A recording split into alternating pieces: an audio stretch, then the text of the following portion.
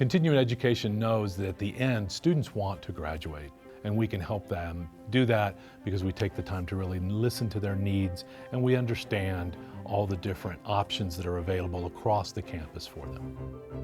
We don't take a cookie cutter approach. We realize each student comes with their own story. So whether it's a part-time student looking to complete a degree program or someone just looking for online courses, we're there to connect them to the resources of the university.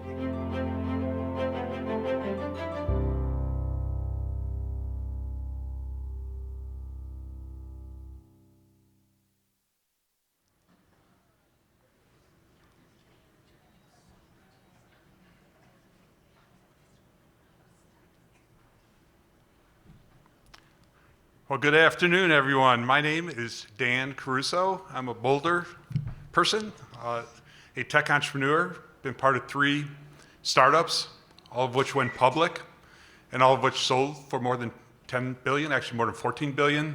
You probably heard of Level 3 if you're from this area. I was one of the founding executives of Level 3, and then I led the founding of Zale Group just about a mile from here, took it public in 2014 and sold it in 2020. And I'm now more of an investor of tech companies, including multiple quantum companies, including multiple space tech companies, 2 industries that are really big here in Colorado, as well as a range of other tech companies that are more traditional venture type companies. I'm really glad to be here and lead this panel.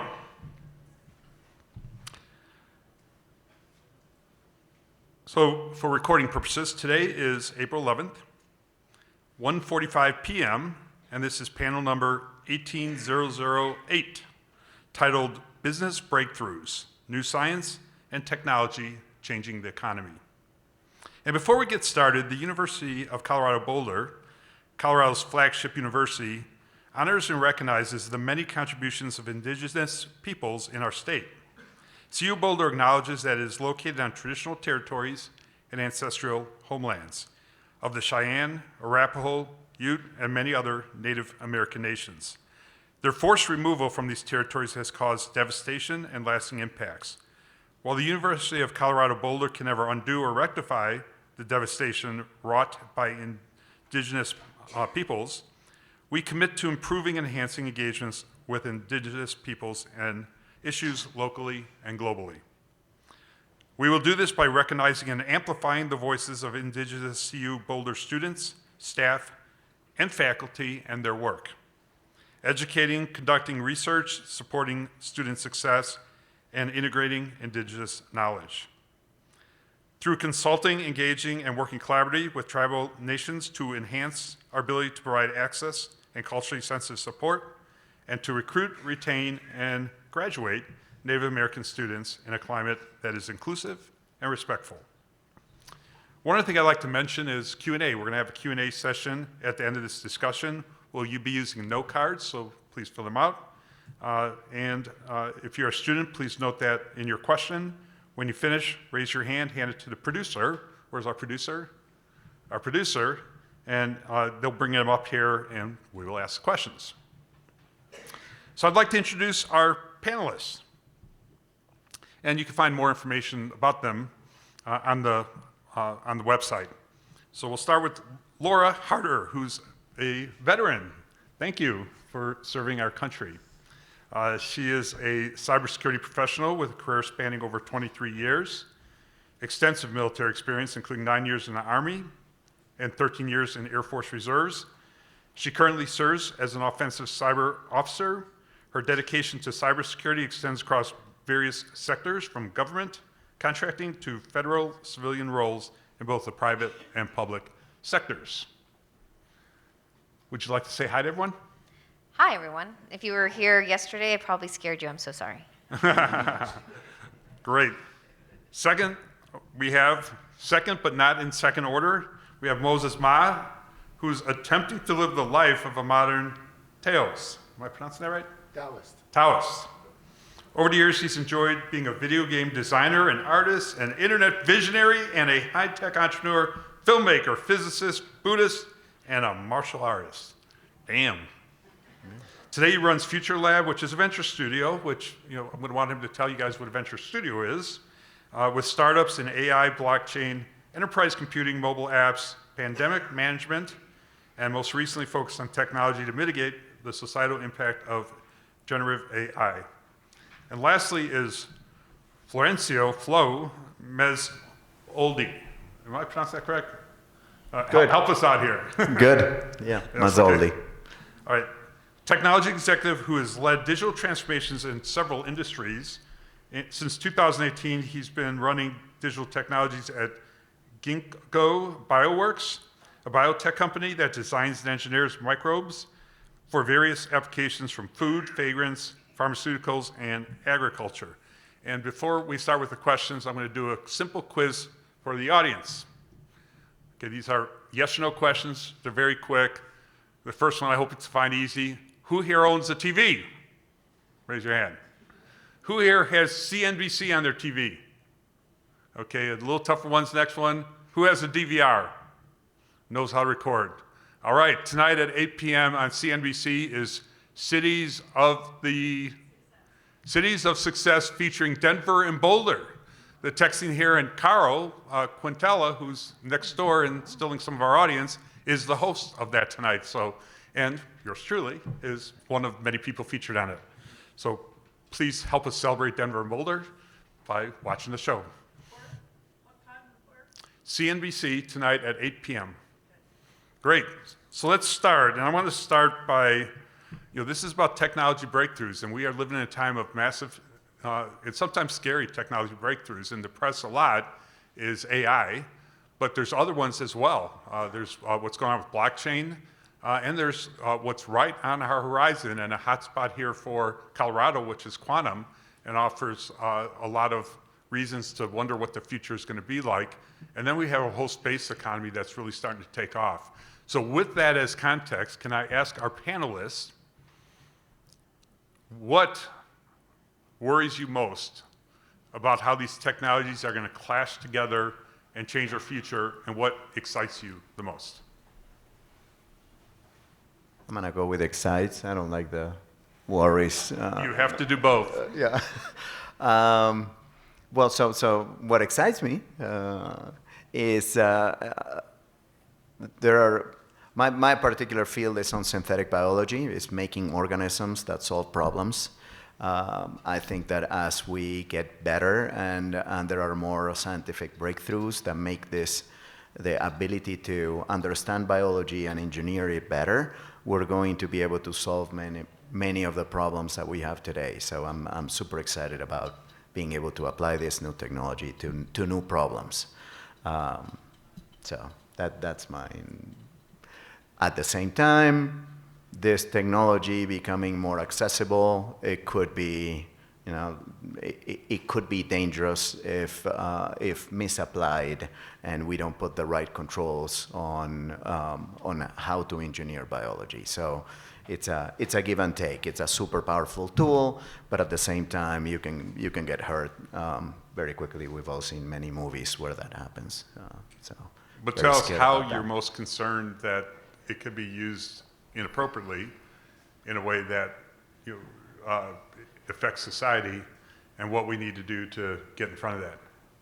Yeah, so the obvious ones would be something gone wrong in the lab that goes out of the lab, bioweapons.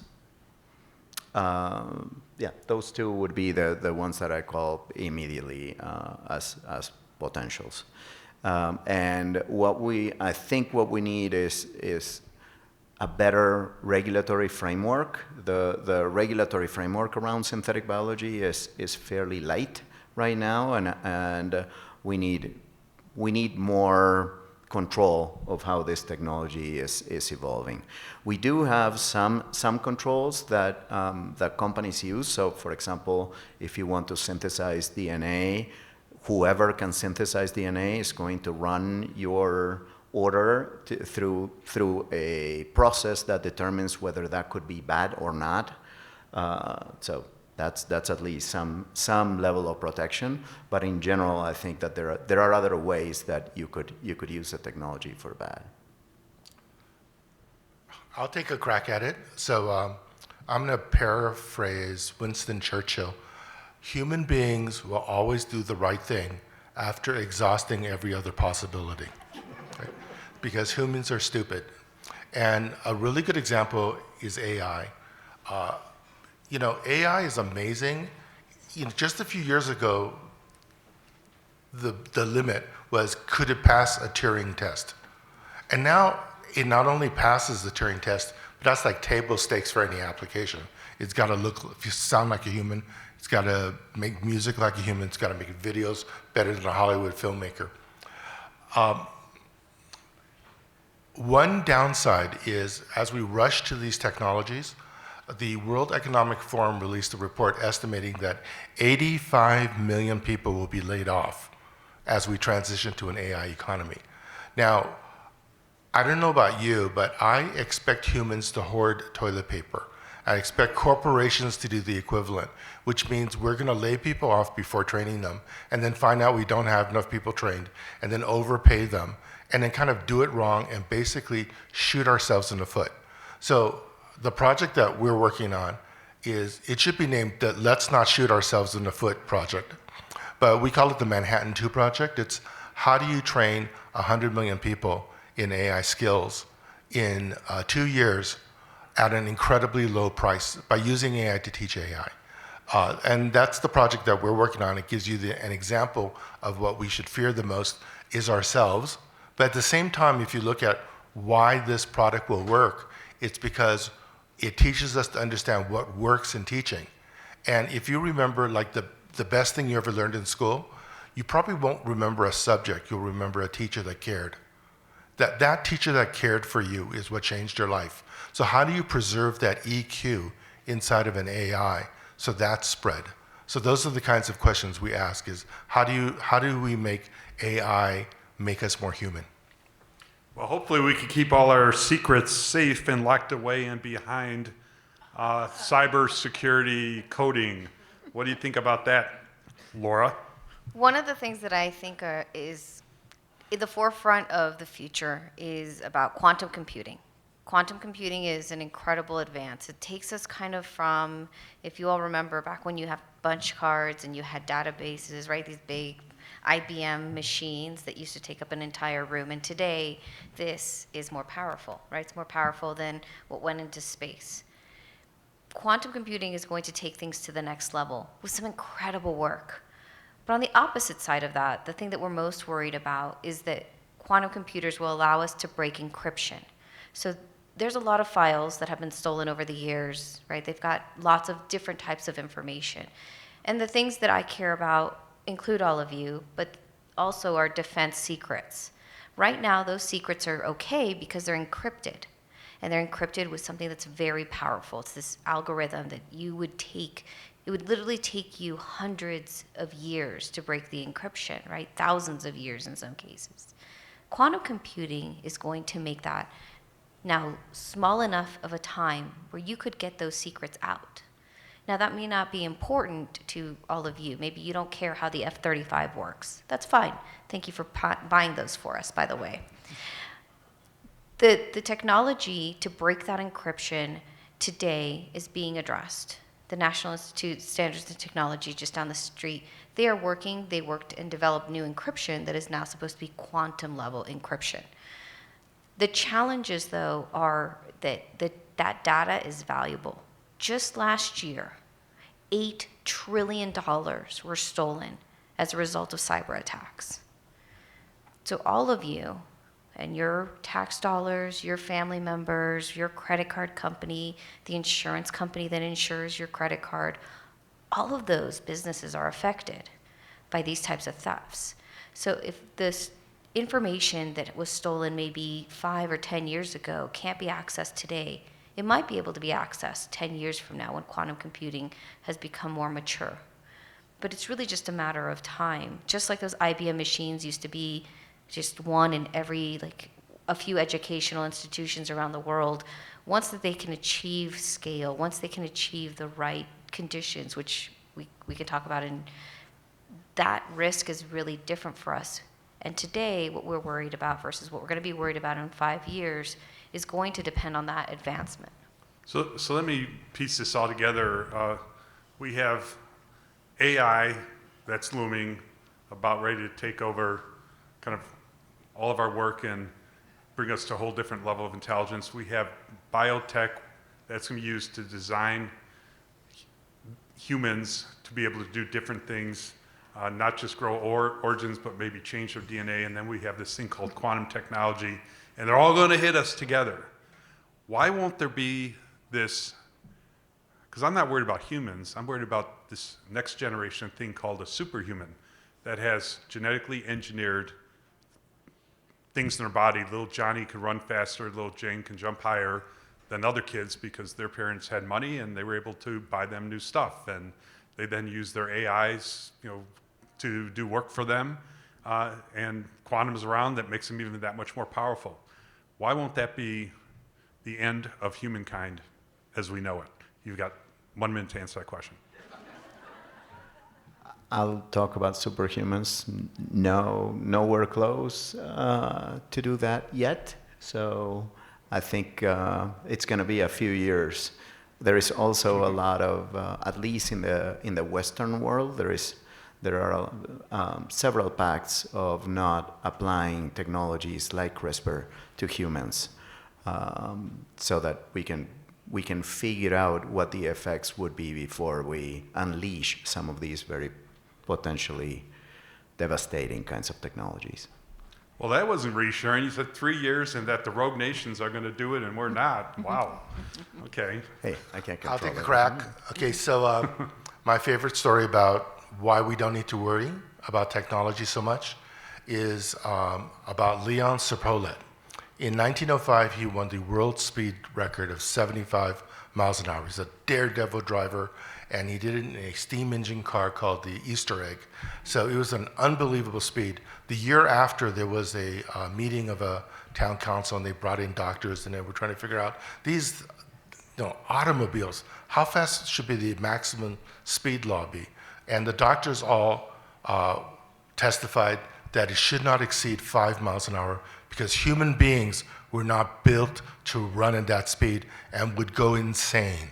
And he estimated the speed of 20 miles an hour is the correct threshold for going insane. Now, if you look at any person today, they can drive 75 while putting on makeup or drinking coffee, right? It didn't take 100 years for human beings to evolve to that point. You wake up and you take a driver ed class, and you can do it because you believe you can do it. So human beings will be able to outpower AI because you can believe you can do it, because you're more powerful than AI, you're more powerful than quantum, and you'll always be the master of the technology if you keep moving forward and evolving.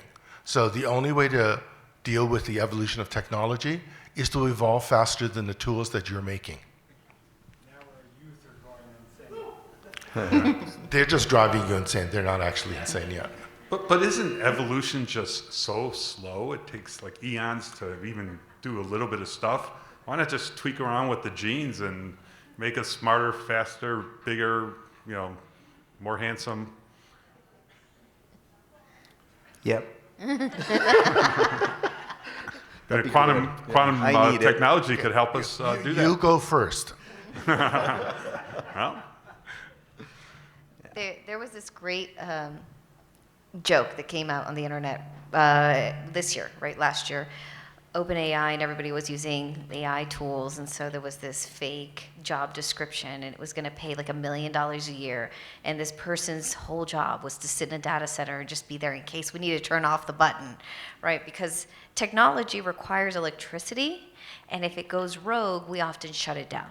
Right, so there were 2 AI bots that were essentially put together just to see how they would work with each other. It was an IBM system and another system, and they developed their own language. And so the people who were moderating couldn't understand what they were saying to each other. So what did they do? They turned them off. They disconnected them. Right, we're still humans. Now there's some exceptions, like you're not going to go to a satellite and go turn it off. It's very challenging to move 35,000 feet per second as you're going through geosynchronous orbit. But apart from not having physical access, there's still physical controls.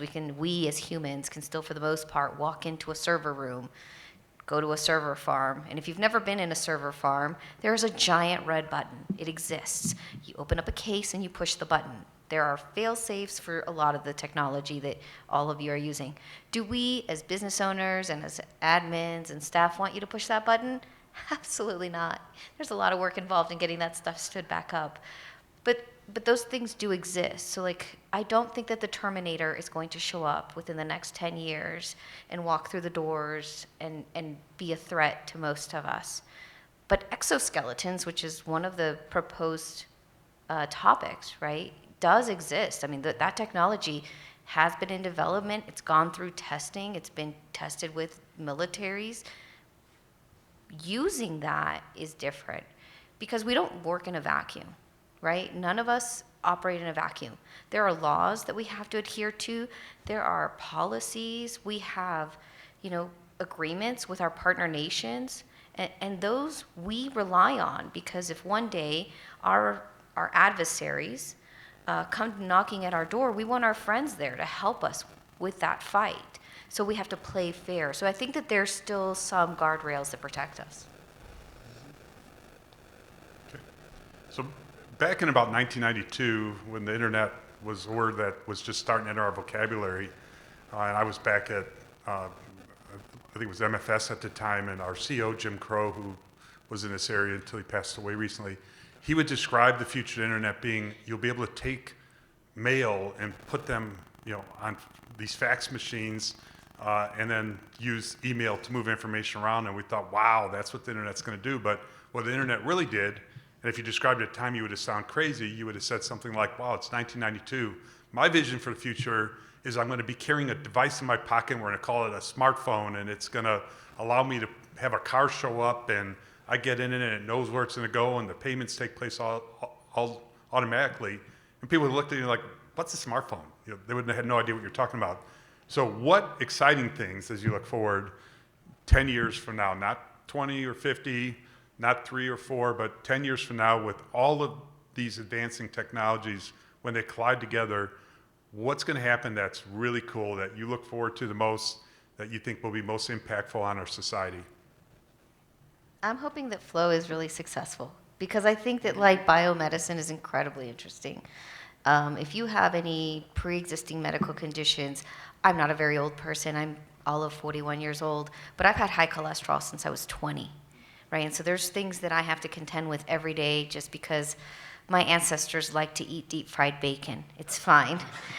But I would love to be able to come to somebody, right, a company like his and say, hey, this is my problem, can you help me solve it? And have him solve it. And then I would love to be able to be there to protect you with your physical security, your cyber security, right? Because it's a real risk, right?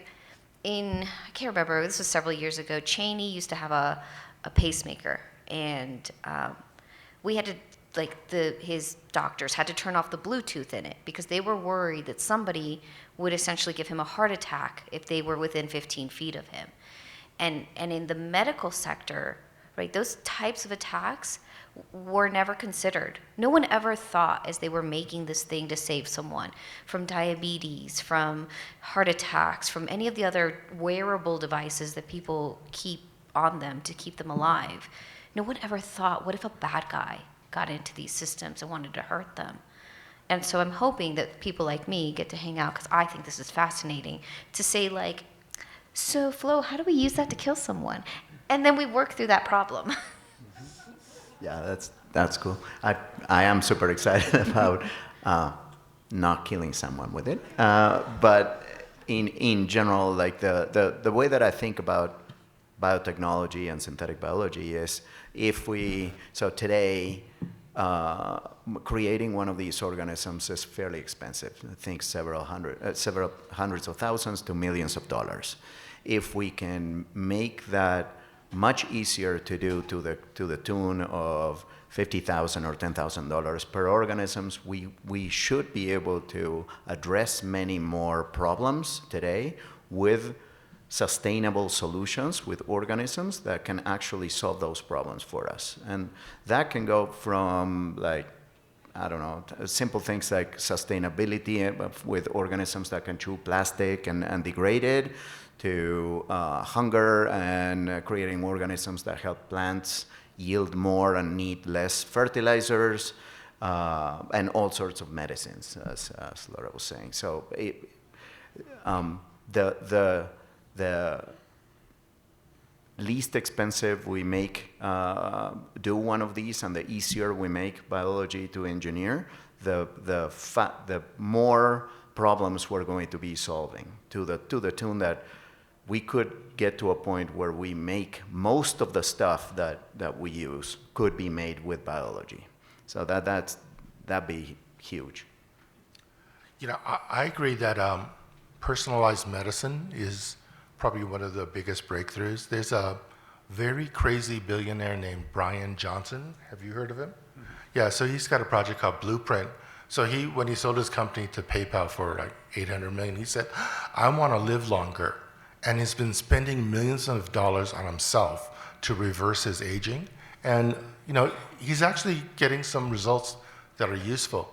But the thing that I wonder about is, if you collect all the epigenetic and immunological data off of multiple devices about a single human, the amount of data storage you need over 10 years on a longitudinal study is immense. Like, you could probably only do 10,000 people, and it would double the amount of data storage you need on the planet.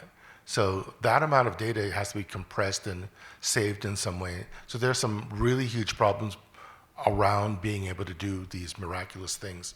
But I think something like that is definitely going to happen. But again, it's going to divide society between the haves and the have-nots. That the have-nots won't be able to afford the high-end personalized medicine that other people have. I actually think that many science fiction films are coming true. You know, it's like, what was that one where if you did good things, you get more time to live? You know, I can't remember the name of the movie, but that's basically where we're heading towards. It's like, if you work really hard, you might be able to get into one of these machines that scan you for cancers and can extend your life. But, you know, it's a very complex situation. My favorite quote's by E.O. Wilson. Our problem is that we have Paleolithic emotions, medieval institutions, and godlike technology. You know, and we're supposed to figure that out in the next 10 years. And on the notion of how much data you would need to understand and process and store in order to, you know, greatly advance kind of your medicine and your internal personalized medicine, that's where quantum computing is going to intersect some of these other things, because you need quantum technology to kind of cross that chasm. I love this question. It's from a student, and if you're comfortable doing so, whoever the student is, please raise your hand, because I love the word you use here. How can the relationship, so how can the relationship we build with AI help us prepare for the future new tech? Anyone want to claim that? Because it is awesome. I have a love-hate relationship with artificial intelligence. I think that it's an enabling technology, right? It can enable you to do the right thing. But Moses, earlier, we were on another panel talking about AI. It also makes us dumber, right? And I think that that's the big problem, is that I have an adult daughter, and she cannot get anywhere without GPS. And when her GPS doesn't work, she literally cannot find her way. And Moses was alluding to that earlier. And it's that thing. It's if we use it all the time, right? If we're super reliant on a piece of technology, then you're less likely to be able to have the capability to do it by yourself. It would make a great movie. SEAL Team 6, addicted to technology, right? It's like, which way's north, you know?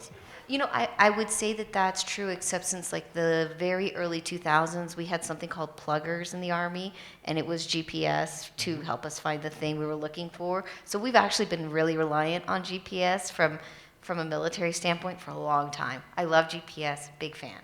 But on the opposite side of that, there's the bad pieces of it, right? So there's the bad guys are using it. They are leveraging it to create better malware, better phishing attacks, better ransomware as a service, right, that can do a lot of this for you and automate it, right? So there's a huge cost to all of us when it comes to that. I will tell you, I personally use AI tools. I use ChatGPT, and I use Copilot. I use all of these tools because I think it's important for us to be curious about them and learn them, because we cannot just put our heads in the sand and say, hey, I'm just going to refuse this, right? It's like refusing social media. It's like refusing, anything else that's in technology today. I think you should enable yourself to learn enough about it to either feel very comfortable or uncomfortable with it. It's fine. But know that it exists and know how to use it, because everyone is getting to that point right now. There's great use cases. There are some poor use cases. But I personally think that we need a little bit of both. Yeah, I totally agree. I think in general it's super. It's been super useful for me since GPT-4, and yeah, useful in many ways. But back I think to the that word one of relationship. Back to the word relationship. What is relationship? Yeah. So let me see if this goes into the relationship side. One of the scary things about AI is that, in general, many of these methods, we don't know how it works, and at least for me, it makes me feel like a loss of control. I didn't teach it all that. I don't know how it's thinking about that and giving me those answers. That's just scary stuff. So on one side, super helpful. On the other, okay, if it can do this, what else can it do? And as long as we have these specifically targeted AI models and we don't get into AGI, general intelligence, I think that it's kind of okay. The moment that the computer can start reasoning about itself and make goals for itself, it just feels much more scary. But in the meantime, I'm enjoying it. Sorry, I may be the stupid guy that he was talking about. Mo and Flo. Yeah. The current AI product we're doing, it's called AI Mastermind, and what we wanted to do was help teach people AI skills using AI, but we found out really quickly that it isn't the content or the subject matter that makes you successful in learning. It was usually because some teacher believed in you when you were growing up. It got you turned on, and then you became a good student, and you wanted to learn. So the project we're doing is we're encouraging life coaches and actually some graduate students from the school to come and coach others who are older, maybe retired, and be loving, be supportive, and then use that. We do this over Slack. We capture their wording, and then we're going to train a large language model to be loving. So to infuse it with EQ. And what is the secret for how good teachers inspire people? So I think that's the angle that we're pursuing is, can you create a large wisdom model instead of a large language model? Great, thank you. I'm going to put two questions together here because they're complementary, somewhat similar but complementary. One is there any chance that AI will end up making us better? Less tribal, more kind, more creative, etc. Another one, which is similar, is we know we have some challenges facing us in society: climate change, dysfunctional government, inequity. Great future tech we have so much fear. Great future tech on inventions that will aid society, that will address these issues. So how will these combination of technologies either make us better as people, as humankind, or address the big challenges facing society? My favorite subject. There's a term in paleobiology called coadjuvation. It was the first time a single-cell organism went, hey, you want to connect and do something together? And the mutation was that it learned how to stick together and form cell walls. And from then, the explosion of what we know as multicellular life happened. If you study that process, it's very similar to what's happening to human beings right now. A kind of societal coadjuvation is going to happen where we willingly, temporarily give up our individuality in order for the greater good to achieve some goal. But where human beings are on that curve of coadjuvation is roughly around a slime mold. A slime mold can actually get together if there's no food, and then walk over to where there's food, and then dissolve again, right, into individual cells. That's probably where we're at. But my venture studio is based on what we call coagination technologies. How can we do things that can make big changes if people work together, and you could do it in a smart way to prove that it worked. So the challenges that we're going after is, how do you end pandemics forever, right? And how do you avoid AI job losses so that you don't shoot yourself in the foot? So those kinds of challenges, including climate change, are opportunities for humanity to learn how to work together. So don't think of them as hopeless challenges. They are opportunities for us to achieve this new level of societal consciousness, which I don't understand, but the examples of things that are winds of slime mold moving, a Human Genome Project, you got like 10,000 scientists that competed with each other, worked together, and got there, and unlocked the human genome. Linux is one, right? How do you get people in a non-commercial system, 1 million of them, to work together to create an operating system that everyone can share? And it worked. So these large, I call this big innovation, right? How do you get 1 million brains to apply cognitive effort in an aligned way that it solves big problems? And that's what I think the challenge is for humanity. You're way more positive and life affirming than I am. I think I'm going to skip this one. I feel like such a pessimist. When you think about climate change, I grew up in the 90s, right? We had Captain Planet, and he was telling us that we need to recycle and save the earth. But then we watched, right? We watched businesses do things, right? Do things that created hazards and created more toxins. So it's such a challenge to see it from a business perspective. I understand that businesses have to make money, and so I'm so challenged by the coming together to do good, and probably because I spend so much time in less life affirming space than most people. But I really struggle with that. We use artificial intelligence all the time. I use it to help me write emails. I will tell you that I will say, hey, help me write this email in response to this, and write it in a way that's friendly, because I don't want to have to think about the way to have to write it as friendly.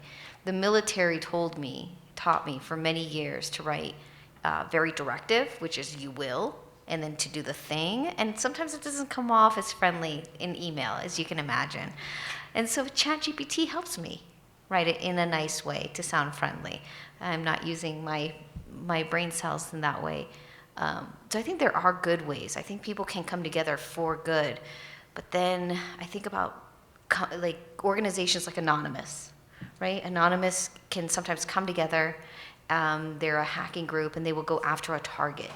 And if you are that target, they're a bad guy, right? But if you are politically aligned with what they believe in, they're the good guy.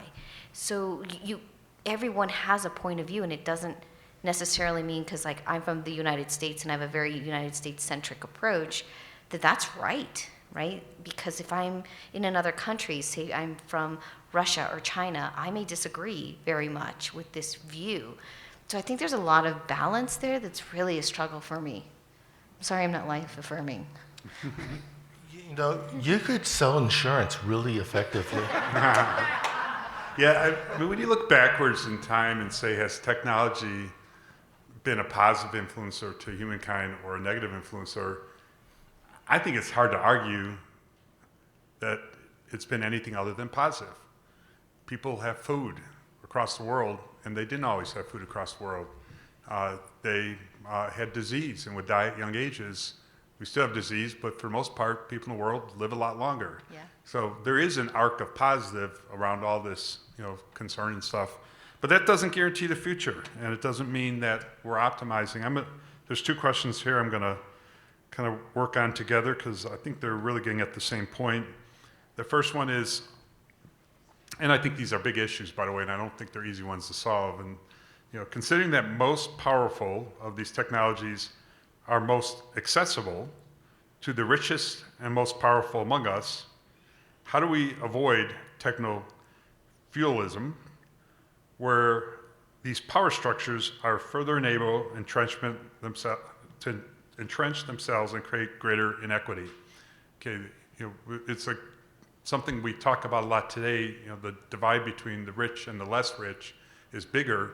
Well, I got news for you. It's going to get far bigger because the leverage of technology allows those who have greater influence, greater skill set, they could leverage them in ways now that they couldn't have 20 years ago.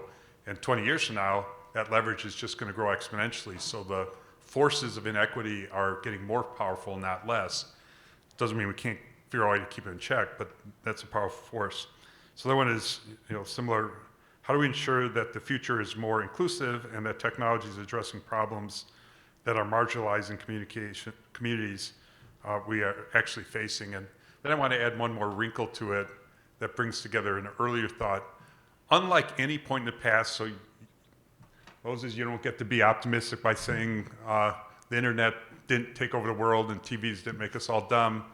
It's different going forward, and we all have to realize it's different going forward. And I'm an optimist, but it's different going forward because no time in the past, no influence in technology ever has resulted in those with money being able to genetically do stuff to their offspring that make them different, perhaps better than other people.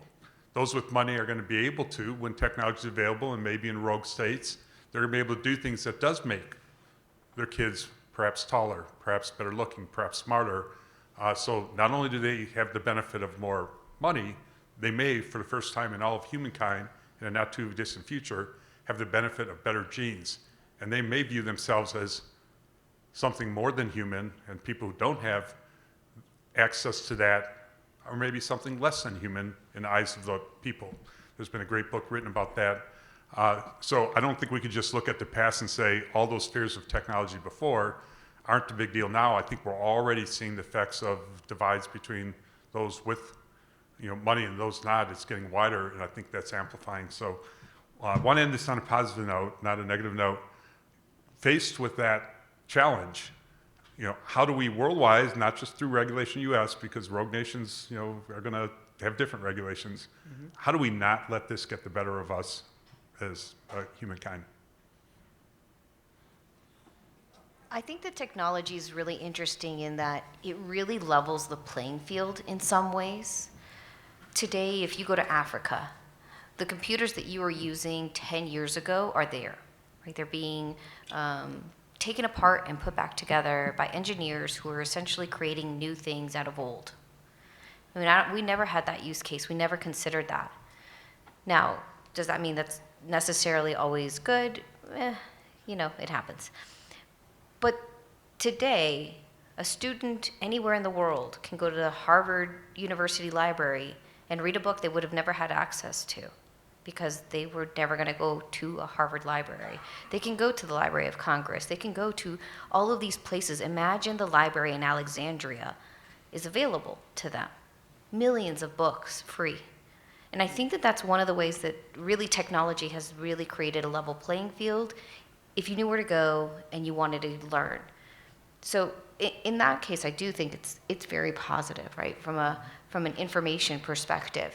I think that there are some challenges, of course, because this is where I live in this space. But moving forward, I think that outside of the United States, right, we don't all have one mentality on what's right and what's good and what's right. The hustle and bustle we attribute to successful in the United States isn't the same if you go to Europe, right, where there's a little slower pace and they get to have a siesta. I would love to have a siesta. It's great. Yeah, 100%, like that would be amazing. But collectively as people, we haven't come together to be like, this is what collectively right looks like. And until we can get to some sort of place where we think these general things are right or wrong, to become that blob, right? What is it, the slime? Become the collective slime. Slime mold. And working together, I would love to see that in my lifetime. I think that would be incredible. Yeah, I think what is kind of missing, we were in a different panel earlier today talking about this, what is kind of missing is an alignment on the problems that we need to tackle as a group. and to put some kind of prioritization around those problems, and the fact that we all believe that those are the problems that we need to solve. If we could make that happen, I think the overall way that society works, entrepreneurship and everything else, would kick in to try to solve those problems, and we wouldn't have to reinvent a bunch of new processes and stuff to do it. But we currently we are currently very, very divided about what problems we do need to go solve and how to go address them. And I think when that's you're saying we, are you talking kind of we in a global sense or we in a national sense? both. Yeah, both. I was talking national sense, but I think world also.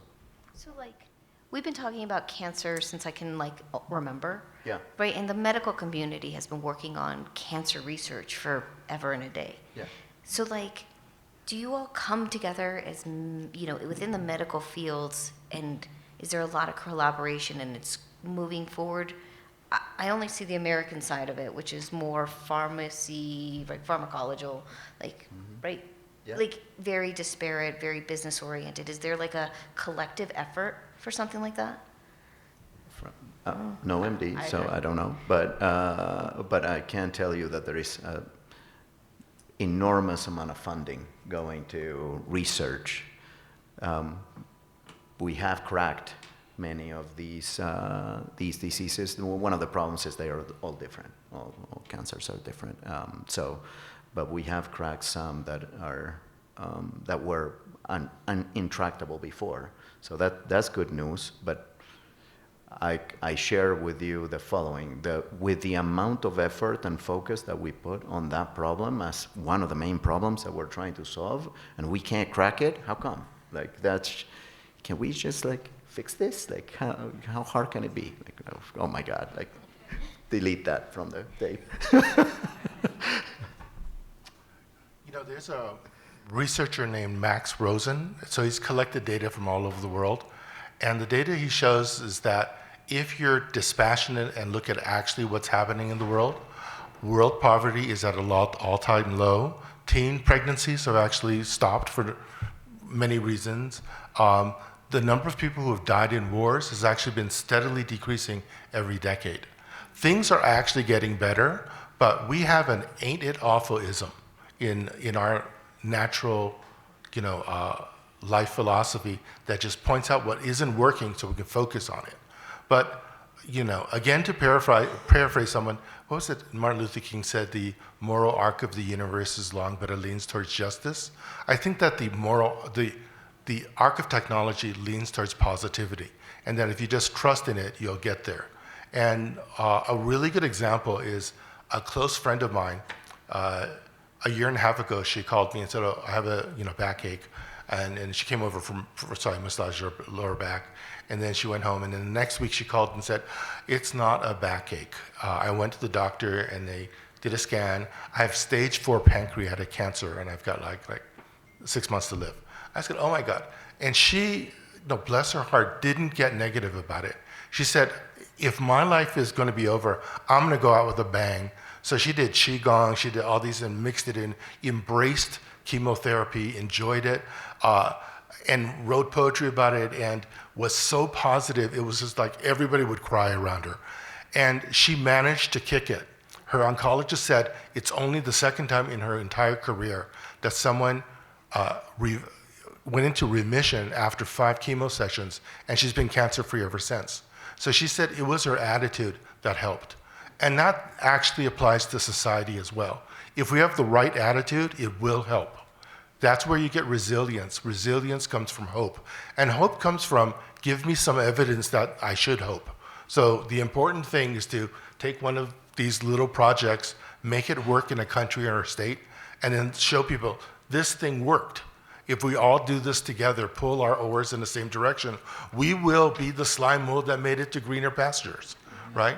So anyway, that's why I'm positive, not because I'm Pollyanna, but because I look at real data and I'm not scared. I don't watch Fox. That's the other trick, right? If you want a book that talks about what he was talking about before, Factfulness is such a book. It's really great, and it talks about all the facts about why we're better now than before. But it's still not great. We're Yeah. steadily improving. Yeah. And if you just take that, there's hope. Yeah. There is always hope, but I do watch Fox. Does that make me a bad person? Do I have to leave now? These are a couple deep questions. It might be too deep for us to get into, but they come out of some of what was said. The first one really is questioning kind of the quote-unquote positives of technology can be said to be causing the degradation of our planet and our resources at a greater pace. So what kind of feedback loop does that give us? And I'm going to maybe twist the question a little bit and say, is there a solution to climate change? And if so, is the solution somewhere buried in the deep tech discussion that we've been having? Is deep tech the real solution, or are the forces of entropy going to doom us all? Ignore that last part. But the forces of technology, quantum, space tech, are there solutions to climate change buried within that? I'll take that one on too. So there's a research firm in Iceland that is trying to develop a catalyst that turns smog, basically into water and oxygen. And the problem is that process is endothermic, so you have to put energy in to make it happen. They'd like to find a catalyst that automatically generates energy while it turns smog into water and oxygen. And their estimate is that it will take them, 10,000 years on regular computers, but it would take them maybe a month on a true quantum computer to find that catalyst. So yes, the answer is if you can unlock quantum computing, it'll solve the problem. Good example is do you remember a decade or so ago, everyone said, oh, the ozone layer is thinning, we're going to end. It's not thinning anymore. Everybody got together, passed the laws, and fixed the ozone layer. It's doable. So I think what we need is two things. We do need to continue investing in the future, like quantum technology, and that also doesn't mean just processors, but memory systems and everything else. But at the same time, we actually need to depolarize and start chasing after what I call coagination technologies, where we work together long enough to get to greener pastures, then we can start fighting again. So that's my suggestion, is that it's actually doable. We just have to have hope and make it happen. But yes, I think you're making great investments. Please keep throwing money into those companies. So that's going to take 10 years, but it'll really help humanity. What about space tech? You guys know anything about how space tech might help our environment? This might be it might be an unfair question. Definitely outside of my... Yep. Yeah, my favorite TV show was The Expanse. Did you ever watch that?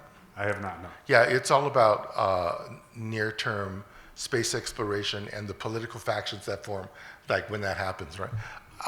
Yeah, I think, the NASA project produced lots of technology that affected life on Earth. Space tech will help us. It also gets people to work together to move to something else, right?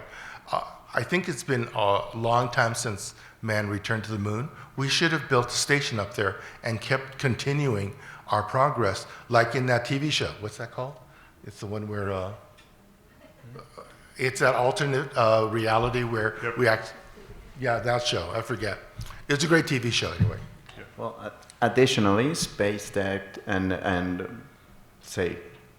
space tech and other ways of pushing technology create breakthroughs that then can be applied to other problems as well. So I think that there is that cross-pollination going on that, everybody knows that Formula One creates the breakthroughs that then you see in normal cars a few years later, right? There is a big part of space tech economy does pertain to rare minerals that exist on the moon and meteorites that can be gigantic sources of clean energy. once mined and brought back to the earth. So I think we are on an arc of consuming the resources of this planet, but I think human innovation aided by AI, aided by quantum, is going to find ways to address that are way beyond when you think about windmills or solar panels or the way we think to address them today. So technology, hopefully technology outpaces the other side. I think it will, but I think we need new technology to get in front of it. The TV show was called For All Mankind. Any of you seen that? It's like the best sci-fi TV show, and it's kind of realistic because they use real science all the way through. It shows us where we could be going if we had the right direction. Any more? I've got so many questions here, although I did cover most of them. But let me turn to the panelists. I'm kind of directing you guys the conversation. What haven't we covered that you guys want to share here? And if you don't have anything, I'll keep going with questions, but free form. Yeah, I would like to end with shameless plugs, okay, if that would be okay. And then We got 15 minutes. So 15 minutes. we're not ending yet. Ignore me, just I'll come back later. No, please, go. Laura? Oh, man. You got something? Breakthroughs. Just if you want. You don't need to. I've got plenty of other stuff here. I can geek out about a technology that I really love, which is DNA nanotechnology. I think DNA nanotechnology is newer than synthetic biology that I know a lot about. But it does have a ton of potential it's basically a technology that allows you to create a molecule of whatever shape you want at the nanoscale level, which is something we really can't do. So I'm super excited about it. Don't know what it will do, because I think that it's still on basic science, and the translational pattern hasn't gone through, or the translational process into industry hasn't gone through completely yet, but the science is very science fiction-y. You know, the thing from his world that I'm most scared of are home CRISPR kits, right, where hackers can kind of play with it. And my theory is that all of these zombie movies are actually like this telepathic message from the future. Don't do this, right? Don't take the cordyceps fungus and mix it with human genome to see what's going to happen, right? Because cordyceps is a really nice herb, right? They use it in Chinese medicine. No, don't do this, right? So that's what my favorite takeaway from there, like really control CRISPR. It's very dangerous. That's the same thing he was saying, right? Like the designer baby type scare. Yeah, very much. I'm scared about that too, just to be clear. All right, here's a simple question, and this is one you all can make money on, so you're going to want to listen carefully to the answers. Give an example of a new technology that is overvalued and one that is undervalued. Social media is overvalued, in my opinion. What is? Social media is overvalued, in my opinion. I think it defies logic in a lot of ways of how valuable it's being assessed. I think X, formerly known as Twitter, is a good example of that. As far as undervalued, I think that today we are really challenged by economy, right? Like, what does the economy look like? And what I noticed in the last few years is the people piece, right? Like, that social interaction, like having the real, like not the social media where you're gonna have fights with strangers on the internet, but when you actually like go and talk to a human being and having that personal relationship and having the social skills to have a relationship with people is super undervalued, to the point that there are young people today that I talk with regularly about like becoming more people-like, right? Using social engineering tools really to teach people how to be people, because when they're coming into the job, like into the job market, there are some deficits that we know aren't happening. There are some young people today who just haven't been forced into those conversations. I have a 20-year-old daughter. She absolutely hates calling people on the phone. She would rather like a slow, painful death than to call a 1-800 number to talk to customer service. Me too. But I think that that's undervalued, right? The capability of being people is so undervalued, and I really would like to see that come back. Okay, I can go controversial here. I think AI is overvalued. Yeah, I think like in general, we look at AI and the things that it's done, and we translate into it can do anything. Like that there is no limits whatsoever about what this technology can do, and we're just not there. Okay, so I'll give you my inside of the world of AI. I'll give you one that's overvalued and one that's undervalued.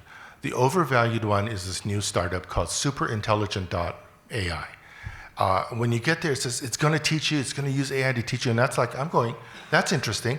What it is a list of YouTube tutorial sites that'll cost you $20. You know, that's all it does. If you did a search in YouTube, it would give you the results. So internet marketers taking advantage of the AI term is overvalued. What's undervalued are things that bring joy in the AI world. My favorite is Suno.ai, S-U-N-O. It helps you write a song. So in our AI class, the very first lesson is make a song and dedicate it to someone you love, right? Everyone does that assignment. And they love it, they post it, and it gives us free advertising, so I love it too. And if the students are younger, I say, make a song about your parents, right? And it is wonderful when that happens. The second lesson is called, the first lesson is called Lead with Joy, so we just like celebrate what's fun. And those things are undervalued. Our second lesson is called Pivot to Practicality, where we teach prompt engineering. The amount of homework that actually successfully gets done goes from 100% to 20. Like nobody wants to do actual work with AI, apparently. So I don't know how to solve that problem, but yeah, it makes the entire song for you. It orchestrates it. It uses singers, digital singers, and it sounds good. It sounds like, you know, Taylor Swift sang it. Hopefully it wasn't Taylor Swift that's been digitized because she's going to sue them. But the results were like mind-blowingly good. It sounded like a pop top 40 tune when it came out in 2 minutes. And you didn't even need to write the lyrics. It says, do you have lyrics? If you don't, I'll make some up for you. Right? And so you give it a prompt, you use a ChatGPT, generates you tune it up, and then you give it, and 2 minutes later, this thing pops out, which actually sounds really good. So, and we use that as the first lesson because people realize it feels good when you can control AI and bend it to your will, right? When AI bends you to its will, it doesn't feel good. So my theory is that there are only 3 jobs in the future. You build AIs and robots, you repair AIs and robots, or you do what robots tell you to do, right? So for those of you who are hoping for a actionable stock tip, as the answer to that question, I'm about to give you one. Are you ready? Overvalued. Truth Social. Who agrees? Who doesn't know what Truth Social is? Let's see. Let's talk about chips. You know, there's a question here about China and Taiwan and what that might mean for complex chip manufacturing and availability, which is kind of integral to everything we're talking about here. What should we be doing to protect ourselves from disruptions in kind of the availability of advanced chips? Well, I think we've been doing them. In the last, 2 or 3 years, the administration pumped a bunch of money back into the United States to try to get contractors to bring chip manufacturing back to the US. I just happen to know this because I was trying to encourage my friends to go in with me to do a chip company. None of them agreed to it, as you can imagine. I'm not a millionaire. So the challenge we had during COVID is we did start using chips from questionable places. In 2016, laptops were being created for Lenovo. And inside of their chipsets, one of the things it did had a command that it was essentially sending health checks back to China, which doesn't sound like a bad thing if you're a home user. But we bought thousands of them and we issued them to the military. And we don't like other people to know what we're doing or where we're at. So we struggled with that. So we had to create compensating controls to try to prevent that. The challenge during COVID was that we were using chipsets from literally anywhere we can get it. At the time, there was a manufacturing delay for cars. All vehicles today use incredible chipsets to do things like run your GPS, do your Apple CarPlay, whatever, right? Like all the magical infotainment systems.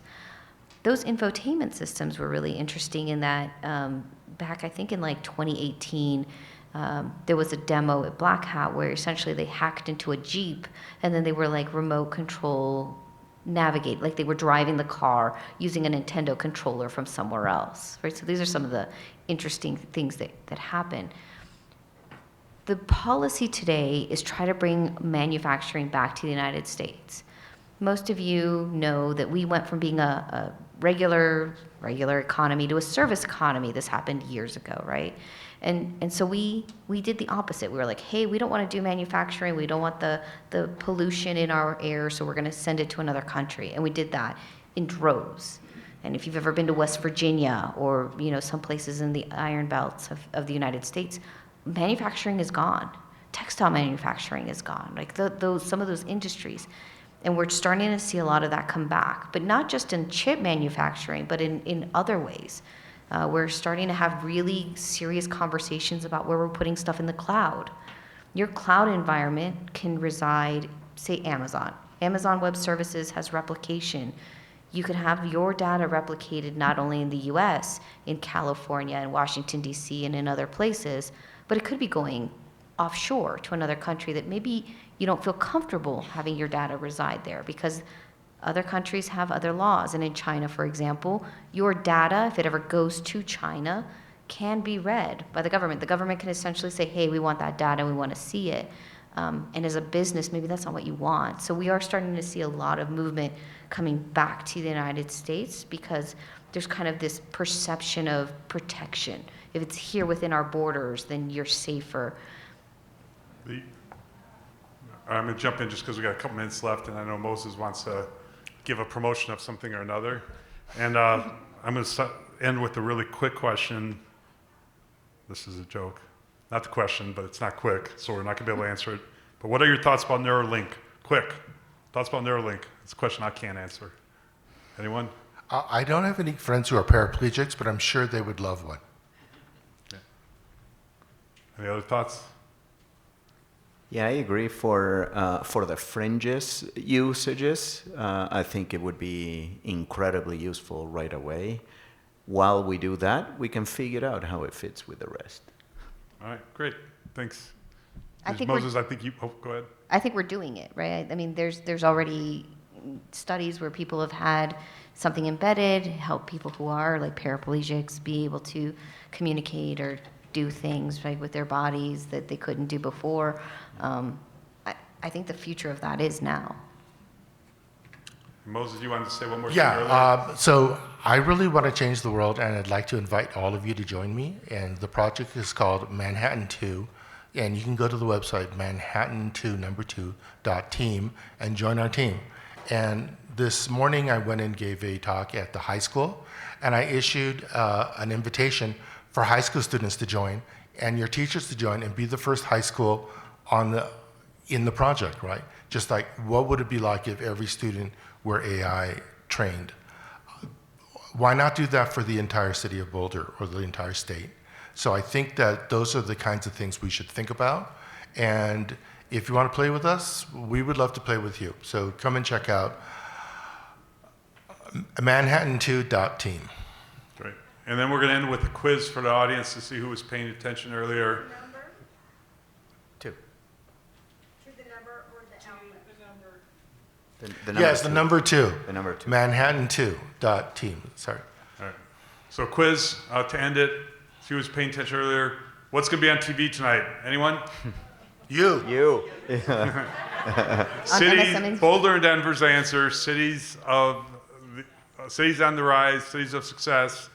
What time is it going to be on? What channel is it going to be on? And we're all going to watch it because it's about Denver and Boulder. if I'm in it, it's a small piece. This is really about a lot more people who are making a difference here and what we're doing overall, and it's awesome, I hope, because I haven't seen it, but I'm hoping it's awesome. So thank you. This is a great panel. Thanks, panelists. This was awesome. Appreciate you guys being part of it.